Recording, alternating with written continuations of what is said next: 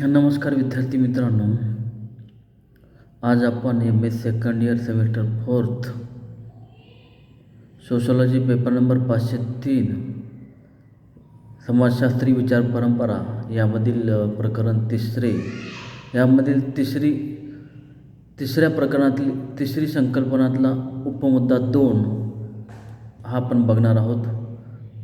त्याचं नाव आहे डेरिकेशन्स, ज्याला आपण भ्रम किंवा युक्तिवाद असे म्हणतो. विद्यार्थी मित्रांनो, या संदर्भात प्रस्तावना आपण सर्वात सुरुवातीला बघणार आहोत. मानव हा एक सामाजिक प्राणी आहे. एक सामाजिक प्राणी म्हणून मानवाला अनेक प्रकारच्या क्रिया आणि व्यवहार करावा लागतो. व्यक्ती ज्या काही क्रिया अथवा काही व्यवहार जो करतो तो सर्व योग्यच आहे असा व्यक्ती विचार करत असतो. म्हणजेच व्यक्ती करत असलेले वर्तन आणि त्या दृष्टीने योग्य आणि तर्कसंगत असते. पण एका व्यक्तीच्या क्रिया किंवा व्यवहार हे व्यक्तीच्या दृष्टीने जरी योग्य असले किंवा तर्कसंगत असले तरी ते समाजाच्या दृष्टीने योग्य असेल असं सांगता येत नाही. दुसऱ्याच्या दृष्टीने हे वर्तन वेगळ्या अनुषंगाने असेल, म्हणजे इतर व्यक्तीच्या दृष्टीने तो ती क्रिया किंवा व्यवहार कसा आहे याचा समर्थन करण्याचा प्रयत्न समाज किंवा ती समाजाची विचारप्रणाली यानुसार कसं योग्य आहे असा युक्तिवाद करण्याचा प्रयत्न करते. या युक्तिवादास पॅरेटोने भ्रम असं म्हटलेलं आहे. अशा प्रकारच्या युक्तिवादात अस्थिरता आणि लवचिकता असते. हा युक्तिवाद कृत्रिम तार्किकतेवर आधारित असून ही परिवर्तनशील क्रिया असते. पॅरेटो असं म्हणतो की व्यक्तीचा हा युक्तिवाद बहुतेक परिवर्तनशील आणि लवचिक असतो. यामध्ये अनेक तार्किक, अतार्किक, अर्धतार्किक आणि विरोधाभास असणारी तत्त्व असतात. त्यामध्ये भ्रांत तर्क किंवा भ्रम म्हटले जाते. भ्रांत तर्काचे काम हे अवशिष्टांना तर्कसंगत दाखवण्याचे असते. असे तर्क बुद्धिवादावर न अवलंबून राहता एक भ्रमावर आधारित राहतात. या संदर्भात HP फेअरचाइल्ड नावाचे अभ्यासक आहेत, समाजशास्त्रज्ञ आहेत. ते आपल्या डिक्शनरी ऑफ सोशॉलॉजी या ग्रंथामध्ये असं म्हणतात, या संदर्भात भ्रम ही संकल्पना ही पॅरेटो आणि त्याच्या अन्वयाद्वारा भाव व्यक्त करण्याकरता वापरलेली आहे. जसे क्रियाचे क्षेत्र व्यापक आहे आणि त्या अनुषंगाने व्यक्ती आपल्या वर्तनाची तार्किकता किंवा औचित्य स्वतःला किंवा मित्रांना समजवण्यासाठी ती त्याचा वापर करत असते. या संदर्भात सोरोकिन नावाचे अभ्यासक या संदर्भात असं म्हणतात की अवशिष्टेची वैशिष्ट्ये मानवी क्रियांना निर्धारित करत असतात.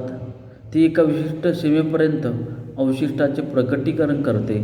या अनुषंगाने सोरोकिन 2 रूप धारण करतात असं भ्रमाच्या संदर्भात म्हणतात.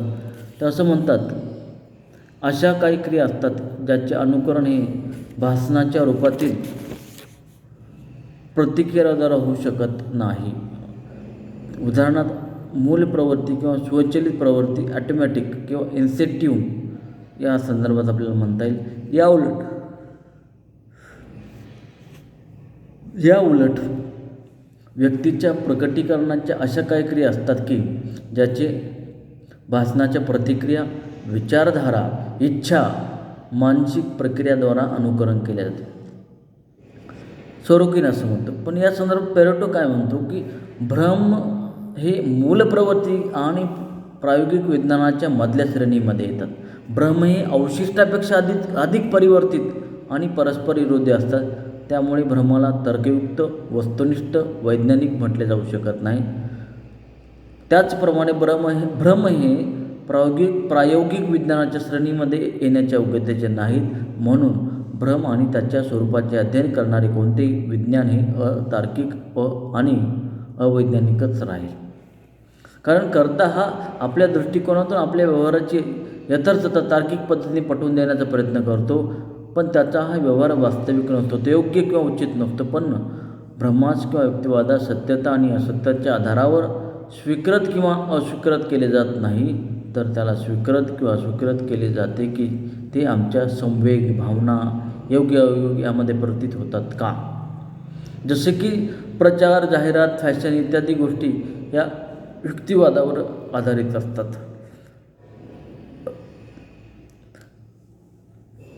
वैज्ञानिक सिद्धांताच्या अनुषंगाने जर विचार केला तरच्या अनुषंगाने जर युक्तिवादास कोणत्याही प्रबळ अशा अवशिष्टाचे साह्य जर मिळाले तर लोक यांना सहजपणे मानतात, असं पॅरेटो म्हणतो. दुसऱ्या दृष्टिकोनातून जर विचार केला तर अवशिष्ट हे अशा प्रकारचे युक्तिवादास शक्ती आणि समर्थन प्रदान करतात. म्हणून पॅरेटो असं म्हणतो, जर आम्हाला व्यक्तीचे मत किंवा विचारांना जर बदलायचे असेल तर यावरचा सर्वोत्तम उपाय म्हणजे आम्हाला सर्वप्रथम अवशिष्टांना बदलावे लागेल. जर अवशिष्टांना बदलण्यास यश मिळाले तर अवशिष्टासंबंधित युक्तिवाद देखील आपोआप बदलेल. या संदर्भात भ्रमाचे काही प्रकार पॅरेटोनं सांगितलेत. 4 प्रकार पॅरेटोनं सांगितले. त्यातला जो पहिला प्रकार आहे तो आहे निश्चित स्वरूपाचा युक्तिवाद. म्हणजे एक अशा प्रकारची घोषणा किंवा विधान आहे जे विज्ञानाप्रमाणे अनुभव आणि परिणामपत तथ्यावर आधारित नसतात. तरी देखील या युक्तिवादाच्या समर्थनाकरिता वास्तविक आणि काल्पनिक तथ्यांना प्रस्तुत केले जाते. हे कथन अशा दृढतेने आणि जोरदार शब्दात व्यक्त केले जाते की त्यावर सहज विश्वास ठेवला जातो. तेव्हा अशा प्रकारच्या घोषणेची भाषा जोरदार शब्दात मांडली जाऊन ती छापली जाते. तेव्हा त्याचा प्रभाव हा सहज दुसऱ्या पडतो जेव्हा अशा घोषणाबाबत भावनांचा आधार घेतला जातो. म्हणजे पॅरेटो असं म्हणतो की जेव्हा असे विधान वारंवार उच्चारले जाते तेव्हा अधिक प्रमाणात सत्य वाटू लागते. जसं की आपल्याकडे बघा, अहिंसो परमो धर्म किंवा शालीनता ही स्त्रियांचे भूषण आहे इत्यादी विधाने अशा प्रकारचे युक्तिवादाची उदाहरण आहेत. यावरून असं लक्षात येतं की अहिंसा हा सर्वश्रेष्ठ धर्म आहे. हे विधान तथ्यात्मक नाही तर ते सांगितले आहे, पण सत्य असा आग्रह धरणारे आहे. म्हणजे यामध्ये हटवाद नाही, पण काही अंशी युक्तिवाद आहे असं आपल्याला म्हणता येतं. दुसरा जो प्रकार आहे अधिकार स्वरूपाचा युक्तिवाद. या प्रकारामध्ये ज्यांच्या पाठीमागे कोणती तरी शक्ती आहे किंवा सत्ता आहे, कोणत्या तरी कारणामुळे जेव्हा एक व्यक्ती एका क्षेत्रामध्ये सत्ता किंवा प्रतिष्ठा प्राप्त करते तेव्हा लोक त्या व्यक्तीस इतर क्षेत्रात देखील प्रतिष्ठित मानतात.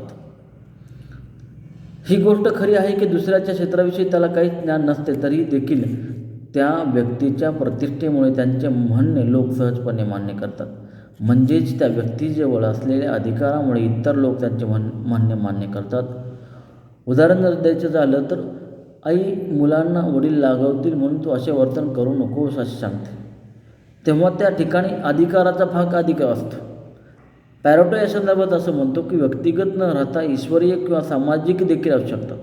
अनेक धार्मिक नियम अशा प्रकारचे असतात की त्याचे पालन करणे हे अनिवार्य असते, कारण त्यामागे कोणती तरी धार्मिक किंवा ईश्वरी शक्ती सत्ता लपलेली असते असं मानलं जातं. जसं आपल्याकडे प्रथा परंपरा इत्यादीमध्ये सुद्धा सामाजिक सत्ता असते, म्हणून त्या प्रथा परंपरा आपण मानत असतो.